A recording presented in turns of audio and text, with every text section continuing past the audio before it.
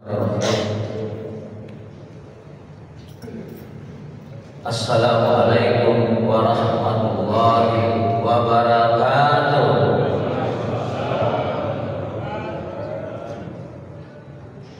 Alhamdulillahirabbil alamin wal aqibatu lil muttaqin wala udwana illa 'alal zalimin. Asyhadu an la ilaha illallah wa asyhadu anna Muhammadan abduhu wa rasuluh sayyidul awwalin wal akhirin. Allahumma shalli ala Muhammad wa ala alihi wa sahbihi ajma'in, amma ba'd. Kaum muslimin wal muslimah, jamaah subuh yang dimuliakan Allah Subhanahu wa taala. Karena Allah kita hidup dan kepada Allah jualan nanti kita kembali. Mudah-mudahan kita kembali termasuk orang-orang yang mendapatkan panggilan dengan panggilan kemuliaan, yaitu radiyatan mardiyah, gembira dan digembirakan oleh Allah Subhanahu wa taala. Jamaah subuh yang dihormati Allah, satu ketika Rasulullah berkumpul bersama para sahabat. Kemudian Nabi memanggil Bilal bin Rabah, tukang azan Rasulullah, yang juga sudah dikapling tempatnya di surga. Nabi berkata, "Wahai Bilal, semalam aku melihat di dalam tidurku, aku mendengar suara kakimu berada di dalam surga." Bilal, jadi dilihat oleh Nabi di dalam mimpinya, kakinya Bilal berjalan di dalam surga. Karena sesungguhnya mimpi seorang Nabi itu pasti nyata. Kenapa? Karena masuk orang yang terpelihara dari perbuatan dosa dan maksiat, doanya pun dijawab oleh Allah karena sifatnya masuk, beda dengan kita. Hadirin jamaah, lalu Nabi berkata, "Wahai Bilal, apa amalanmu Bilal sehingga aku mendengar suara kakimu di dalam surga?" Lalu Bilal, "Kayaknya tidak ada ya Rasulullah." Lalu Nabi berkata, "Tolong kau ingat-ingat Bilal." Maka dia ingatlah Bilal, "Mungkin yakin ya Rasulullah, setiap saya berwudu selalu saya sempurnakan wudu. Salah satu sempurnanya wudu ketika kita berwudu tidak berbicara di dalam wudu." Hadirin jamaah dimuliakan. Lalu Nabi berkata, "Itulah penyebabnya saya mendengar suara kakimu di dalam surga." Hadirin jamaah subuh yang dimuliakan Allah Subhanahu wa taala, ada 3 hal yang mewajibkan kita berwudu sebelum salat. Pasti wudu. Yang pertama, karena ar-ruku, ada rukuknya, kemudian ada iktidal, lalu yang ketiga adalah ada sujudnya. Ruku yang membawa kepada sifat Allah yang dikatakan al-wujud, ada hanya Allah. Maka seseorang yang beriman pasti dengan penuh keyakinan akan adanya kebesaran Allah Subhanahu wa taala. Yang kedua, iktidal yang membawa kepada sifat Allah yang dikatakan al-qidam, terdahulu. Sedangkan sujud yang membawa kepada sifat Allah yang dikatakan al-baqa, yang maha kekal. Selain Allah tidak ada yang kekal. Jamaah subuh yang dimuliakan Allah, pada ketika kita bersujud ini ada pesan yang pernah disampaikan oleh Rasulullah. Nabi berkata, sujud itu adalah sedekat-dekat hamba kepada Tuhannya ketika berada di dalam sujud terakhir. Karena itu Rasulullah mengingatkan kepada kita, jangan lupa tanamkan 3 doa di dalam sujud itu. Doa yang pertama, kata Nabi, Allahumma as'aluka husnul khatimah. Ya Allah, matikan saya husnul khatimah. Ini yang harus diminta. Karena kenapa? Kebahagiaan hidup itu tidak terletak pada banyaknya harta yang kita tinggalkan, juga tidak terletak pada tingginya jabatan yang pernah kita sandang. Tetapi kebahagiaan hidup kata Rasulullah, tuhfatul mu'minil maut, manakala seseorang mengakhiri hidupnya dengan husnul khatimah, itulah puncak kebahagiaan seseorang. Karena tidak ada yang mati husnul khatimah, syaratnya pasti diperlihatkan surga atasnya.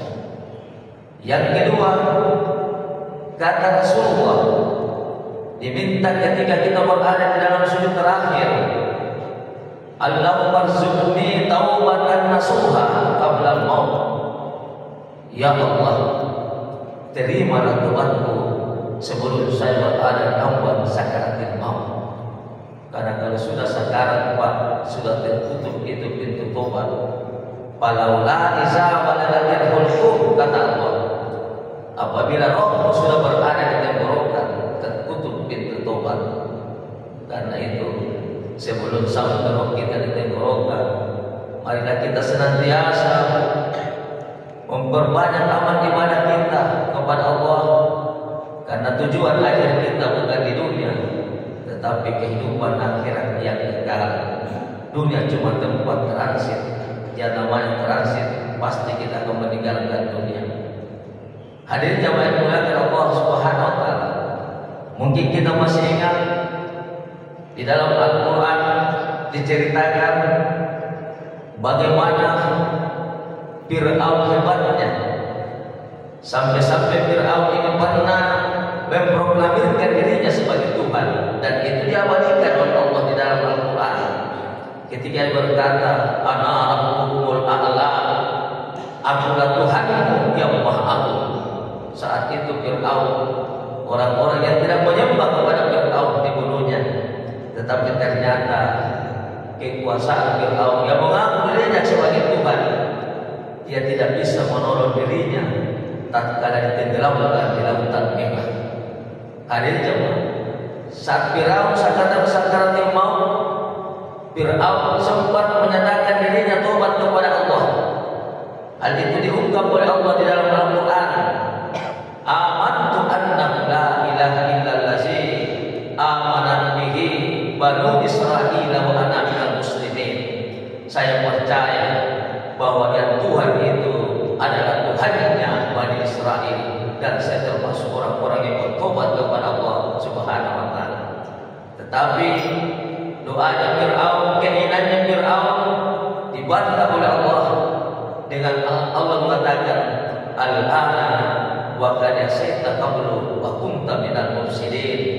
Terlambat bertobat Fir'aun karena kamu sudah sakarat baru bertobat. Sampai hari ini jamaah, jasadnya Fir'aun masih utuh, ada ribuan tahun yang silam telah meninggal dunia. Tidak membusuk, tidak rusak. Ada orang berkata, dokter di Mesir yang hebat yang mampu mengawetkan jasadnya Fir'aun. Tetapi hal itu dibantah oleh Allah di dalam Al-Quran. Fal yauma nunajjika bi badanika litakuna liman khalfaka ayatan wa inna katsiran minan nas an ayatina lagafilun. Pada hari ini Fir'aun, jasadmu tidak rusak, tidak busuk, tidak hancur sampai datangnya hari kiamat. Wa inna katsiran minan nas, untuk menjadi pelajaran bagi manusia. An ayatina lagafilun. Tetapi Allah berkata, sedikit dari sejarah kematian Fir'aun yang jadi dari manusia hidup sekarang ini menjadikan sebagai satu nasihat yang besar. Sedikit, mudah-mudahan kita termasuk orang yang sedikit. Jamaah subuh yang dimuliakan Allah. Kemudian yang ketiga, diminta tatkala kita berada di dalam sujud terakhir, Allahumma ya muqallibal qulub sabbit qalbi ala dinik. Ya Allah yang membolak-balikkan hati manusia, tetapkanlah iman saya ya Allah. Karena tidak ada jaminan Pak, hari ini ada orang yang menjadi aktif di masjid, menjadi ahli ibadah. Boleh jadi ketika sebelum meninggal dunia dia menjadi orang yang ahli dosa, atau ada orang yang ahli dosa menjelang kematiannya justru dia menjadi ahli ibadah. Itulah sehingga Rasulullah mengatakan, mintalah doa ini agar kita ditetapkan hati kita oleh Allah Subhanahu wa taala. Jamaah subuh yang dimuliakan Allah, mari kita lihat satu kisah lagi sebagai penutup dari ceramah ini. Mungkin kita kenal namanya, yang bernama Wali Balkan bin Bora. Wali Balkan bin Bora ini adalah seorang ahli ibadah. Manakala berdoa diterima doanya, dan banyak orang-orang Palestina yang ingin kebutuhannya terpenuhi, hajatnya terpenuhi, pasti menemui Wali Balkan bin Bora. Nah, hadirin jamaah, satu ketika ini Raja Palestina tahu bahwa tidak lama lagi Nabiullah Musa akan memasuki kota Palestina. Maka sang raja ini ketakutan. Kenapa? Karena Musa, Fir'aun saja yang begitu hebat mengaku dirinya sebagai Tuhan, ditumbangkan oleh Nabiullah Musa alaihissalam. Maka Raja Palestina ini berpikir keras supaya dia selamat dari Nabi Musa. Lalu dia mendatangi Wali Balkan bin Bora. Wali Balkan, saya ketakutan mendengar kabar berita akan datangnya Nabi Musa masuk kota Palestina. Karena itu berdoalah untukku, minta supaya Nabi Musa tidak bisa masuk kota Palestina. Tetapi apa kata Wali Balkan? Saya takut kepada Allah Subhanahu wa taala. Saya takut karena Musa adalah seorang rasul Allah, utusan Allah. Gagal membujuk Wali Balkan. Pulanglah sang raja ini. Dalam perjalanan pulang berpikir keras, bagaimana caranya saya bisa membujuk ini Wali Balkan. Maka akhirnya balik Raja Palestina, oh saya ingat Wali Balkan punya seorang istri yang sangat dia sayangi, sangat dia cintai. Mungkin saja lewat istrinya dia bisa membujuk suaminya. Maka sang raja beberapa hari kemudian datanglah menemui istri Balkan. Apa yang dia bawakan, Pak? Hadiahnya luar biasa besar. Dia buatkan boneka, karena itu istrinya Balkan suka boneka. Tapi ini boneka bukan boneka plastik, Pak. Kalau boneka plastik murah harganya, hari jamaah. Tapi boneka yang terbuat dari emas, matanya dililit dengan bintang permata, hari jamaah. Kemudian sang raja berkata kepada istri Balkan, ini baru berseko, ini baru DP-nya. Di Sogo memang ini istrinya Balkan, Pak. Jadi peristiwa Sogo kita kenal bukan sampai hari ini, tapi sejak zamannya Nabi Musa alaihissalam. Kalau Sogo berbicara, yang tajam bisa tumpul, yang tumpul bisa ditajamkan, yang benar bisa salah, yang salah bisa benarkan. Kalau Sogo berbicara, hari jamaah. Maka bukan main gembiranya ini Raja Balkan, istri Balkan yang telah mendapatkan hadiah dan dijanjikan lagi dengan hadiah begitu besar. Bila mana berhasil membujuk suaminya, kemudian pulanglah sang istri menemui suaminya. Lalu diperlihatkan itu boneka yang terbuat dari emas kepada Wali Balkan. Wali Balkan, suamiku, kau tidak lihat apa yang ada di tanganku? Ini adalah sokokan dari Raja Palestina. Sekiranya kau mendoakan dia, kau berdoa untuk dia agar Musa tidak bisa masuk kota Palestina, maka dia akan tambah lagi hadiahnya. Tetapi apa kata Wali Balkan? Tetap dalam pendiriannya, saya takut kepada Allah Subhanahu wa taala karena Musa adalah utusan Allah. Kemudian dibujuk sampai 3 kali oleh istrinya. Balkan tetap pada pendirian semula. Tapi istrinya diambil topik sama Balkan, Musa merayu Balkan. Apa yang dia katakan? Keluar di kalimat pamungkasnya. Ya siap seperti biasa kalau ibu-ibu lagi marah. Ada jamaah. Apa dia bilang? Balkan, kita akan bercerai, Balkan, karena kau ternyata tidak cinta sama saya. Mendengar ucapan ini yang keluar kalimat pamungkasnya di sang istri, maka Balkan berpikir keras. Bisikan iman dan bisikan setan yang berkecamuk di kepalanya. Kalau saya tidak doa, tidak ceraikan. Tapi kalau berdoa yang melanggar hari jemaah, akhirnya yang menang adalah bisikan setan.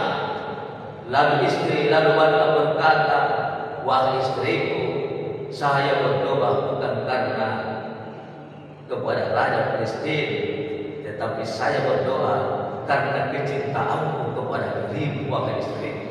Berarti cintanya kepada Allah terkalahkan dengan cintanya kepada istrinya di luar kamu. Apa yang terjadi jemaah? Berdoalah walqam, diijabah doanya walqam. Akhirnya Nabi Musa tidak bisa memasuki kota Palestina bersama rombongannya. Dia lihat itu kota Palestina sebagai lautan yang sangat luas. Berapa lama dia berada di situ berputar-putar?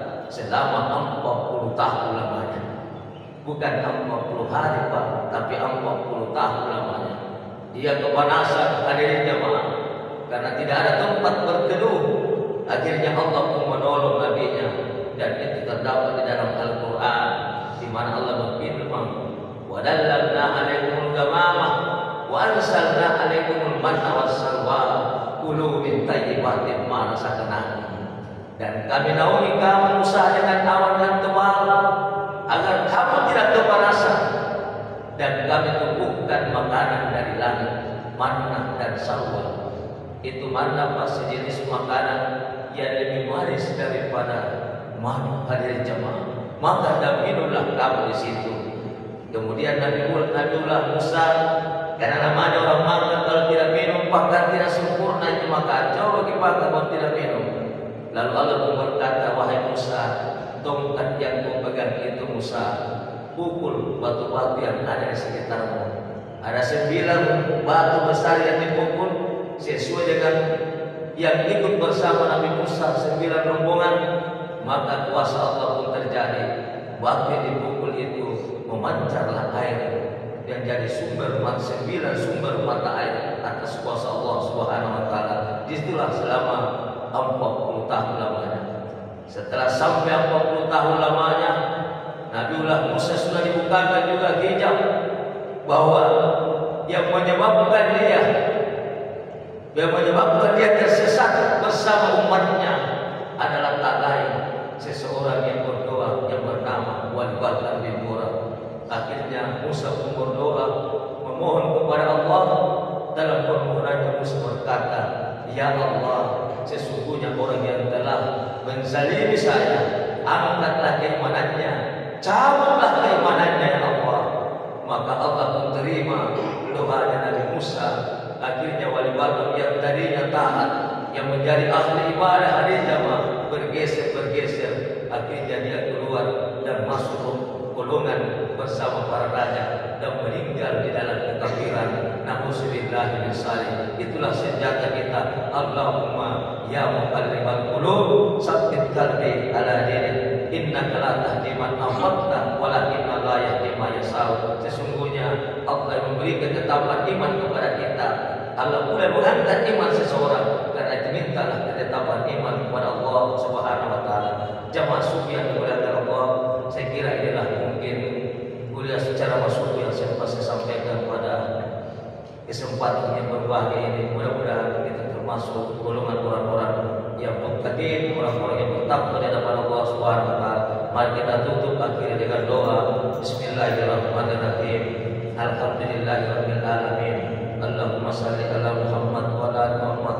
Allahumma inna nas'aluka salamatan fid din wa afiatan fil jasad wa siyadatan fil ilmi wa barakatan fil rizqi wa taubatan qabla al-maut wa rahmatan indal maut wa maghfiratan ba'dal maut. Allahumma hawwin alaina bi sakaratil maut wa najatan minan nar wal afwa wal hisab. Rabbana la tuzigh qulubana ba'da idh hadaytana wa hab lana min ladunka rahmah innaka antal wahhab. Rabbana atina fid dunya hasanah wa fil akhirati hasanah wa qina azabannar.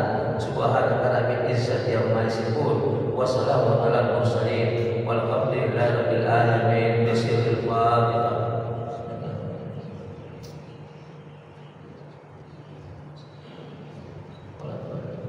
Hadanallahu iyyakum ajma'in.